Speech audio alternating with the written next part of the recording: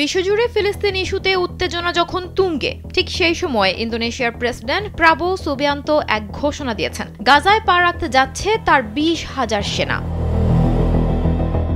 ঘটনাটি আরও স্পষ্ট হয়ে যায় 17 নভেম্বর। ওই দিন জাতিসংঘের নিরাপত্তা পরিষদে যুক্তরাষ্ট্রের তৈরি একটি শান্তি পরিকল্পনা পাশ হয়। চীন ও রাশিয়া ভোট দেওয়া থেকে বিরত থাকলেও বাকি 13টি দেশের সমর্থনে প্রস্তাবটি গৃহীত হয়। আর এই মার্কিন সমর্থিত জোট বা ইন্টারন্যাশনাল স্ট্যাবিলিটি ফোর্স ISF এর অংশ হিসেবেই এখন গাজায় পা রাখতে যাচ্ছে ইন্দোনেশিয়ার সেনারা। বিশ্লেষকদের আশঙ্কা, এর মাধ্যমে জাকার্তা পরোক্ষভাবে যুক্তরাষ্ট্র ও ইসরায়েলের পক্ষই নিয়ে ফেলল কিনা। শুরু হচ্ছে দেশের সর্ববৃহৎ প্রযুক্তি মেলা সিটিআইটি মেগা ফেয়ার 2025। চলে আসুন 8 থেকে 13 ডিসেম্বর IDB ভবন, ঢাকা।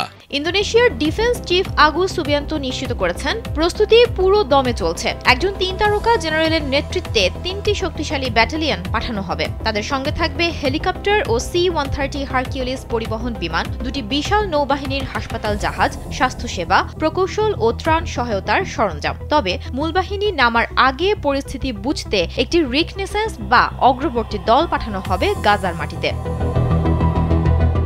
তবে এই মিশনের ঝুঁকি নিয়ে ইন্দোনেশিয়া বেশ চিন্তিত।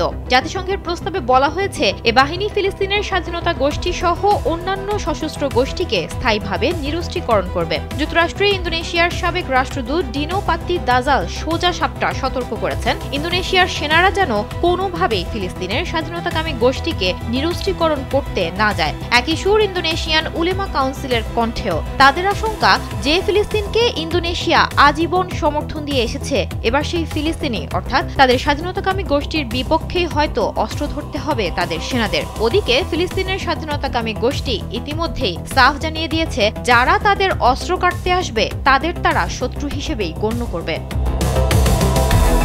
এখন প্রশ্ন হলো, এত বড় ঝুঁকি কেন নিচ্ছে ইন্দোনেশিয়া?